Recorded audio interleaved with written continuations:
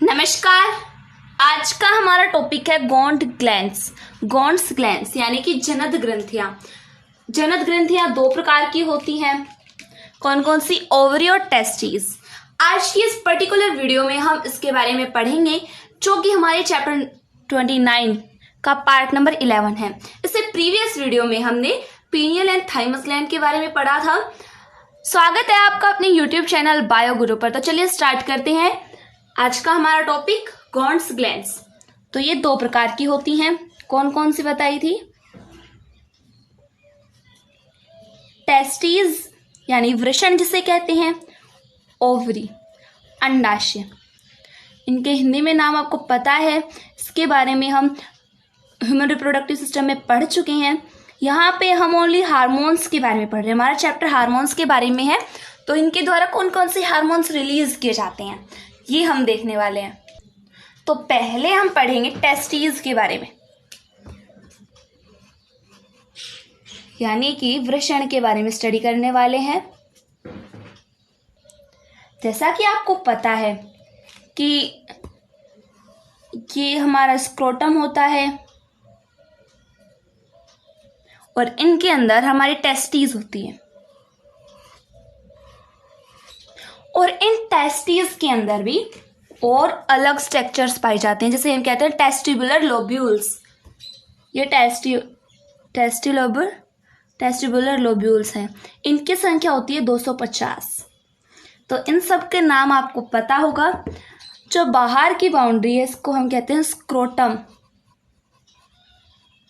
उसके अंदर ये जो आपको पर्पल कलर की दिखाई दे रही है, इसे हम कहते हैं टेस्टिस। और उसके अंदर जो आपको 250 दिखाई दे रही है, वो है हमारे टेस्टिबुलर लोब्यूल्स। अब आपको क्लियर दिख रहा होगा, थोड़ा सा अलग दिखाई दे रहा था। 1 मिनट। हाँ, अब सही दिखाई दे रहा है। मैंने दूसरे फोन से टॉर्च जला रखी थी, लैंप लाइट।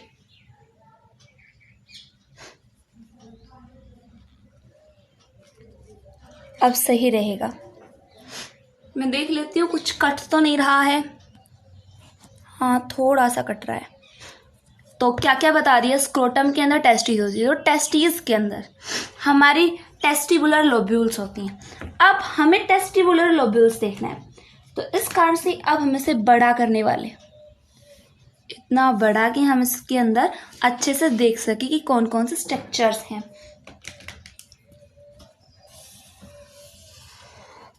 ये हमारी टेस्टिबुलर लोब्यूल है।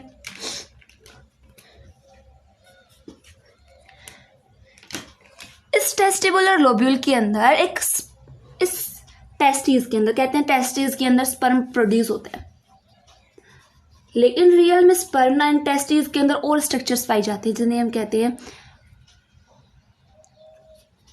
टेस्टिबुलर लोब्यूल्स। अब इन टेस्टिबुलर लोब्यूल्स के अंदर भी और कुछ स्ट्रक्चर्स हैं।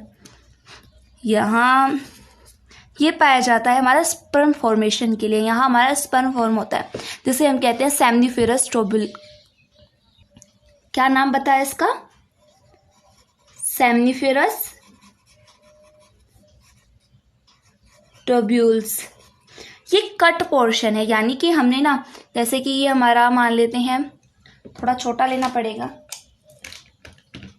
ये देखिए, ये हमारी सेमनिफेरस ट्यूब्यूल है, और अगर हम इसे इस तरीके से कट कर दें, इस तरीके से लेयर में कट कर दें, तो हमें इस तरीके की दिखाई दे। मान लीजिए कोई गोल स्ट्रक्चर और हमने इस तरीके से कट किया उसे,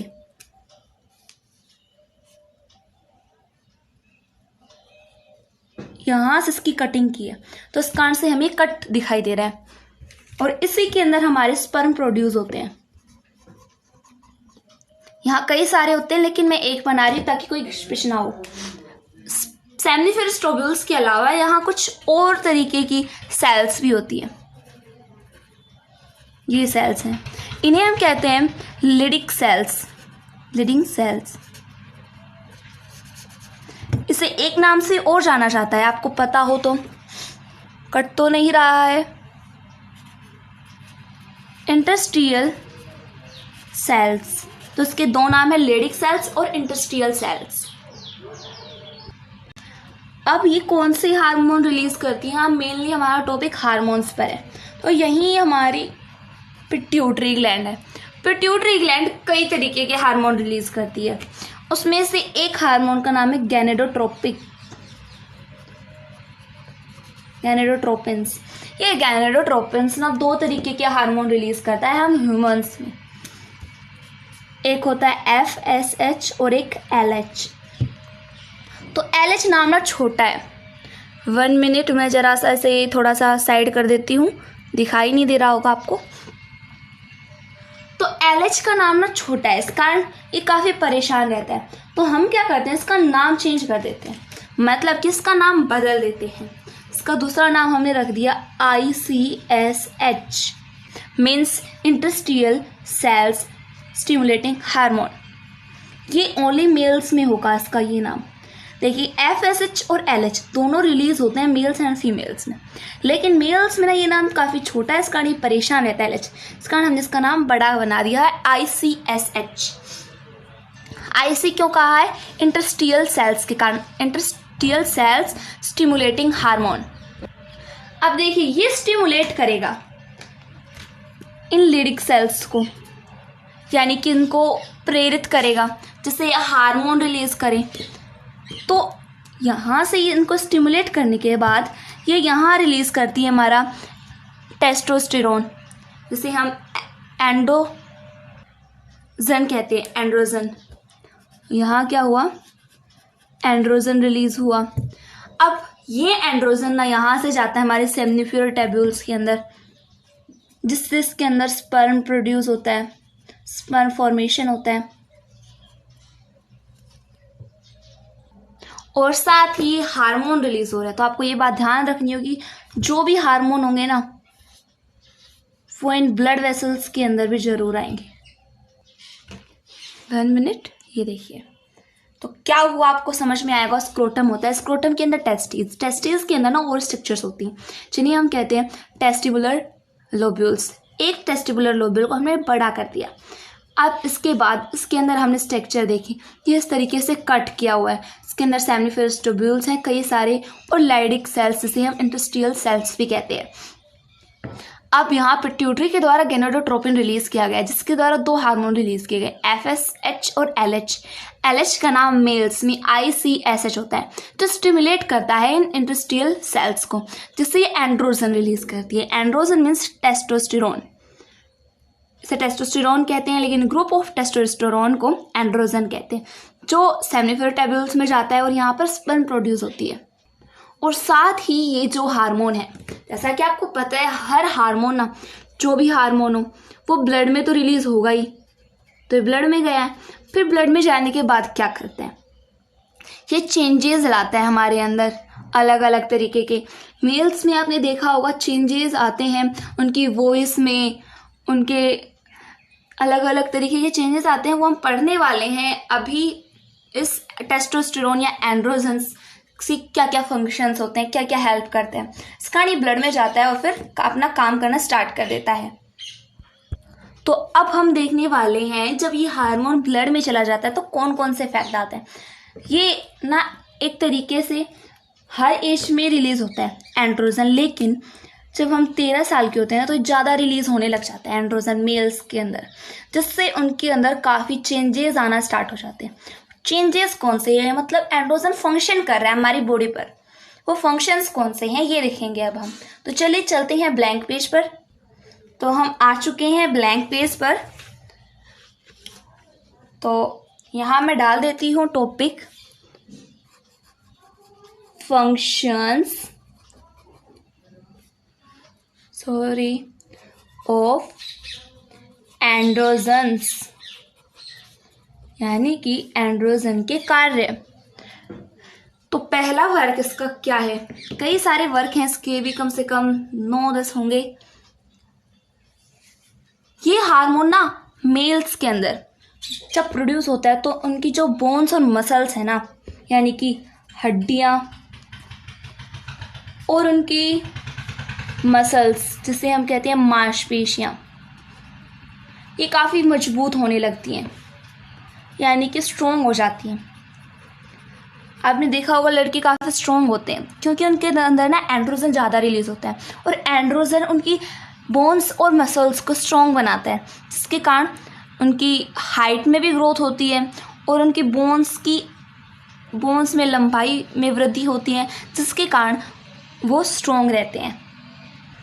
और जो हमें बाकी बाहर जो लक्षण दिखाई देते हैं, जैसे कि पुरुषों में दाढ़ी मूंछ आना,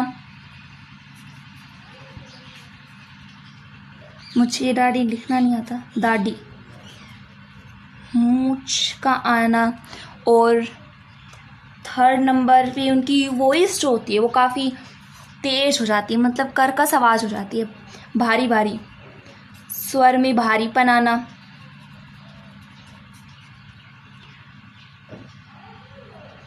और उनके आपको पता है मेल्स के बॉडी पर बाल उग जाते हैं, पुरुषों के शरीर पर बालों का उगना,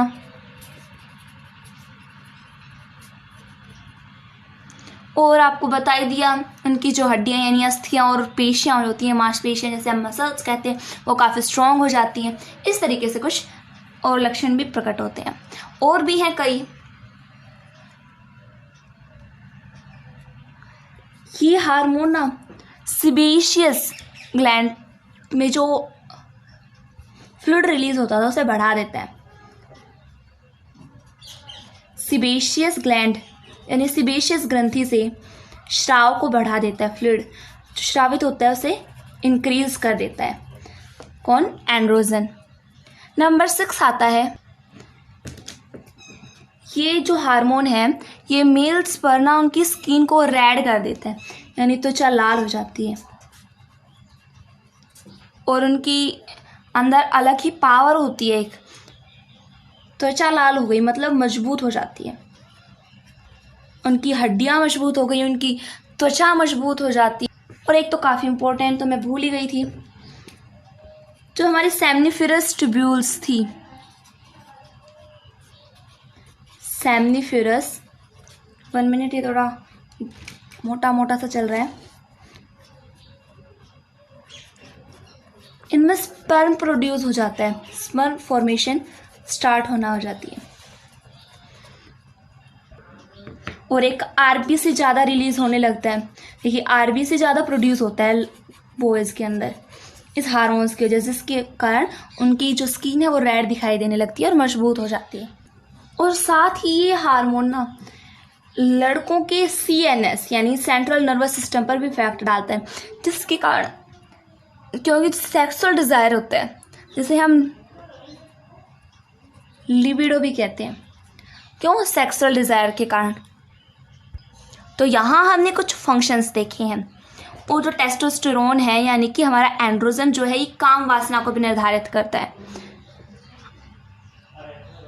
अगर हम शल्य क्रिया से यानी कि सर्जरी से इन टेस्टिस को हटा देते हैं तो फिर बॉयज़ के अंदर स्पर्म प्रोड्यूस नहीं होगा, तो इस कारण वो सर्टाइल हो जाते हैं।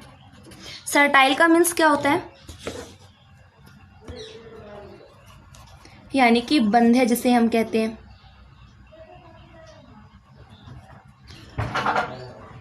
यहाँ हमने टेस्टिस के द्वारा यानी टेस्टिस में स्पर्म प्रोड्यूस होता है किसके द्वारा? कौन सी हार्मोन के द्वारा? टेस्टोस्टेरोन। इसके बारे में पढ़ लिया है। अब हम चलते हैं फीमेल में, जिसमें जो अलग अलग हार्मोन्स रिलीज होते हैं कौन कौन से हैं। तो चलिए चलते हैं ओवरी पर। अब हम ओवरी के बारे में पढ़ेंगे। तो आपको पता है कि हमने देखा था हमारे अंदर ना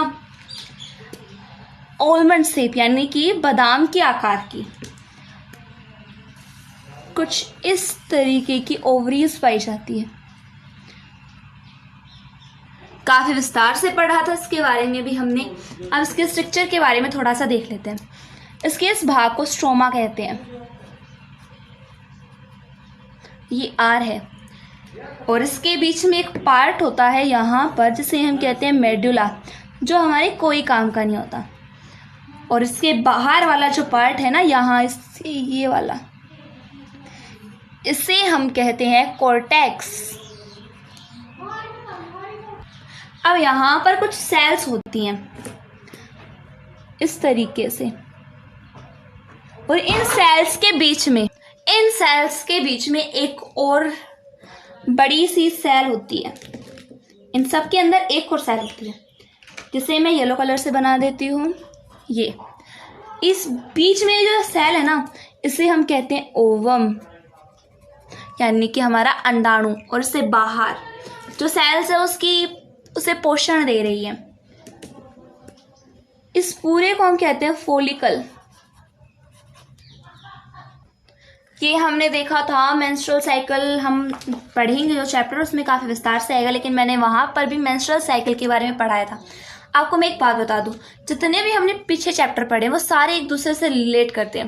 ह्यूमन फिजियोलॉजी में ना हर एक चैप्टर दूसरे चैप्टर से रिलेट करता है। इस कारण आपको स्टार्टिंग से चैप्टर नंबर 21 से सारे चैप्टर्स देखने होंगे, हर एक वीडियो आप स्पीड में देख सकते हैं, जिससे आपको सब समझ में आ जाएगा हमने जो पीछे पढ़ाया था वो सब।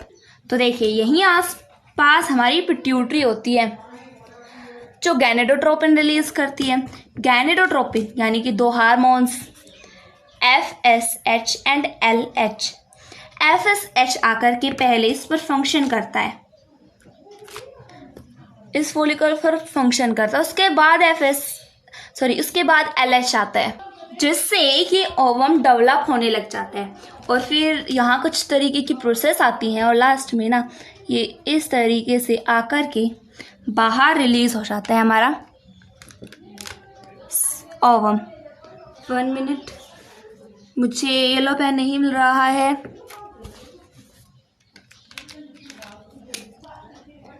ये हमारा ओवम रिलीज हो गया। अब ये यहाँ से चला जाता है ओवम का निकलना, ओव्यूलेशन। इसे हम कहते हैं ओव्यूलेशन, यानी कि अंडोत्सर्ग। ये कई बार पूछ लिया जाता है। फिर यहाँ हमारी फॉलोपियन ट्यूब होती है, वो यहाँ से ग्रहण कर लेती है इसे, और फॉलोपियन ट्यूब की एक पार्ट होता है जहाँ पर फर्टिलाइजेशन होता है। वो पार्ट आपको मुझे कमेंट बॉक्स में लिखकर बताना है। मैंने काफ़ी बार बताया था वो उस पार्ट का नाम। तो देखिए, यहाँ इससे पहले स्टेज होती है ना, तभी काफ़ी ज़्यादा तरीके से डेवलप हो चुकी होती है, मैच्योर हो चुकी होती है, और इसके अंदर हमारा ओवम भी बन चुका होता है। इसे हम कहते हैं ग्राफियन फोलिकल। ये हमने बताया था पहले भी। उसके बाद देखिए, ये प्रोसेस यहाँ आती है, फिर ये ग्राफियन फोलिकल ना इस तरीके से हो जाती है स्टेज, ओवम बाहर निकल जाता है, जिसे ओव्यूलेशन कहते हैं। और ये बाहर की जो सेल्स बची है, मतलब ये किस तरीके से ओवम इसका डेवलप हुआ, भी ये रानी होती है जो अपनी दासियों के साथ बड़ी होती है, ये उस तरीके से है। अब ये जो बचा खुचा पार्ट है ना इन सेल्स का, छोटी छोटी सेल्स हैं ये, इन्हें हम कहते हैं कॉर्पस ल्यूटियम। ये मैंने आपको काफ़ी बार बताया है, जो एक हार्मोन रिलीज करती है जिसका नाम है प्रोजेस्टेरोन। क्या नाम बताया इससे जो हार्मोन रिलीज हो उसका? प्रोजेस्टेरोन। और यहाँ पर जब FSH और LH इस पर वर्क करते हैं तो एस्ट्रोजन यहाँ रिलीज होते हैं। एक हार्मोन है और है जो रिलीज होता है जिसका नाम है रिलैक्सिन हार्मोन। तो पहले हम एस्ट्रोजन हार्मोन और प्रोजेस्टेरोन हार्मोन के फंक्शंस देख लेते हैं, उसके बाद रिलैक्सिन हार्मोन के फंक्शन देखेंगे। फर्स्ट हमारा आता है एस्ट्रोजन के कार्य। क्या क्या कार्य करता है एस्ट्रोजन? एस्ट्रोजन का पहला फंक्शन है कि इस हार्मोन के रिलीजन से, देखिए ये हार्मोन कब रिलीज हो, पहले मैं आपको वही बात बताती हूँ फिर से, क्योंकि इसमें कुछ इंपॉर्टेंट बातें बतानी थी। कि वही जब मेल्स के अंदर होता है 13 एज के अंदर, हमारे अंदर ओवम प्रोड्यूस होने लग जाता है और एस्ट्रोजन रिलीज होता है। तब हम 13 की एज में एंटर करते हैं तो हमारे अंदर जो जो चेंजेस आते हैं वो एस्ट्रोजन के कारण आते हैं। और वो क्या क्या चेंजेस है ये अब हम देखेंगे। तो उसमें पहला चेंज है जो हमारी मेमोरी ग्लैंड्स है ना, यानी जिसे हम कहते हैं स्तन ग्रंथियाँ, वो उनमें वृद्धि होने लगती है, ग्रोथ करने लगती हैं वो। सेकंड आता है हमारे जो गर्भाशय, योनि, लेबिया, क्लाइटोरिस, इनमें काफ़ी डेवलप होता है। ओविडक्ट, दूसरे पेन से लिख देती हूँ, वेजाइना, यूट्रस यानी कि हमारी गर्भाशय, योनि, अंडवाहिनी, और हमारा लेबिया माइनोरा और मेजोरा दोनों आ जाते हैं उसमें। क्लाइटोरिस, ये डेवलप होना स्टार्ट हो जाती है, इनमें विकास होना स्टार्ट हो जाता है। ये हार्मोन तब स्टार्ट होता है, मतलब तब होना स्टार्ट होता है जब हम 13 की एज में एंटर करते हैं, और तब तक चलता रहता है जब तक हमारा मेंस्ट्रुअल साइकिल चलता रहता है, यानी कि लगभग 45 की एज तक। नंबर 3 फंक्शन आता है मेंस्ट्रुअल साइकिल स्टार्ट होना जाता है, यानी मासिक चक्र जिसे हम कहते हैं, रजोधर्म स्टार्ट हो जाता है। और हमारी जो गर्ल्स की वॉइस होती है ना, वो काफ़ी पतली हो जाती है, मतलब कि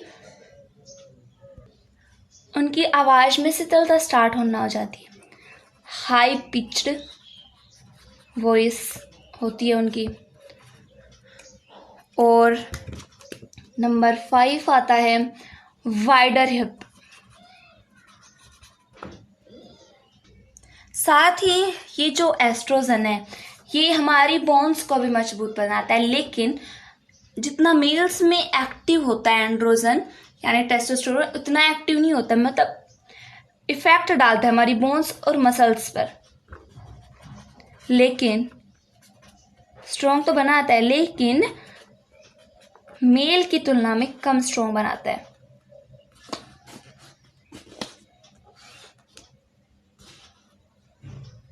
तो ये फंक्शन हमने देखे एस्ट्रोजन के। अब नंबर नेक्स्ट आता है प्रोजेस्टेरोन। प्रोजेस्टेरोन के फंक्शंस देख लेते हैं। यहाँ प्रोजेस्टेरोन दिखाई नहीं दे रहा होगा, अब काफ़ी सूटेबल है। जैसा कि आपको अभी बताया था, जब हमारा ओव्यूलेशन हो जाता है तो उसके बाद जो उसके साइड में जो सेल्स बची हुई थी, जैसे हमने कहा था कॉर्पस ल्यूटियम, ये रिलीज करती है प्रोजेस्टेरोन हार्मोन। इसे एक नाम से और जाना जाता है प्रेगनेंसी हार्मोन।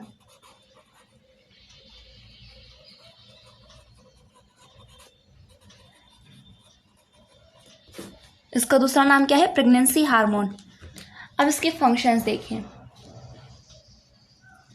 पहला फंक्शन, जब जो लेडीज होती हैं वो प्रेग्नेंट हो जाती हैं तो उनकी जो ब्रेस्ट होती है यानी कि जो स्तन ग्रंथियां होती हैं उनका आकार बढ़ने लग जाता है, यानी कि हेल्प्स इन ग्रोथ।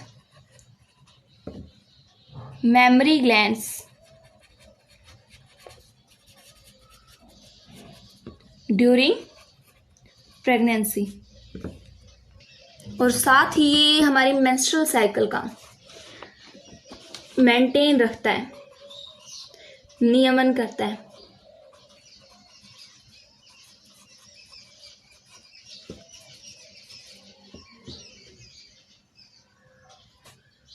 आपको पता था कि हमारी जो गर्भाशय होता है उसके अंदर 3 लेयर थी।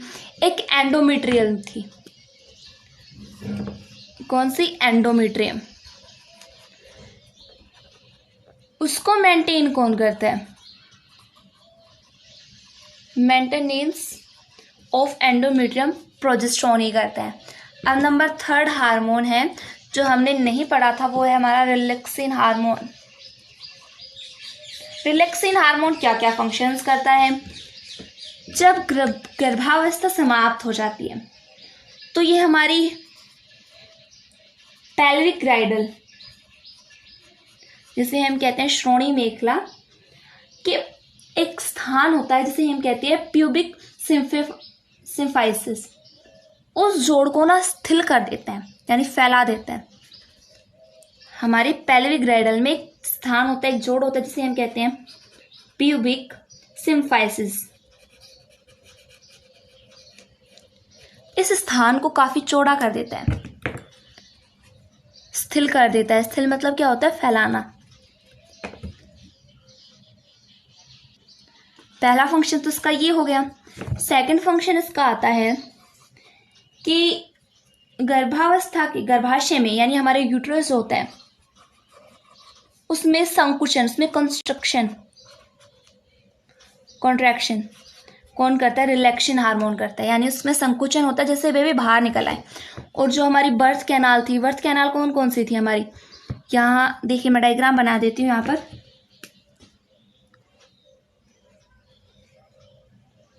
ये हमारे सर्विक्स था और इसके नीचे हमारी वेजाइना थी। तो सर्विक्स कैनाल और वेजाइना को हमने एक साथ बर्थ कैनाल कहा था। ये काफी चौड़ा हो जाता है जिससे शिशु आराम से, यानी जो बेबी होगा यहाँ पर, वो आराम से बाहर आ सकता है। तो ये काम कौन करता है? हमारा रिलैक्सिन हार्मोन। तो आशा करती हूँ आपको ये समझ में आया होगा। धन्यवाद।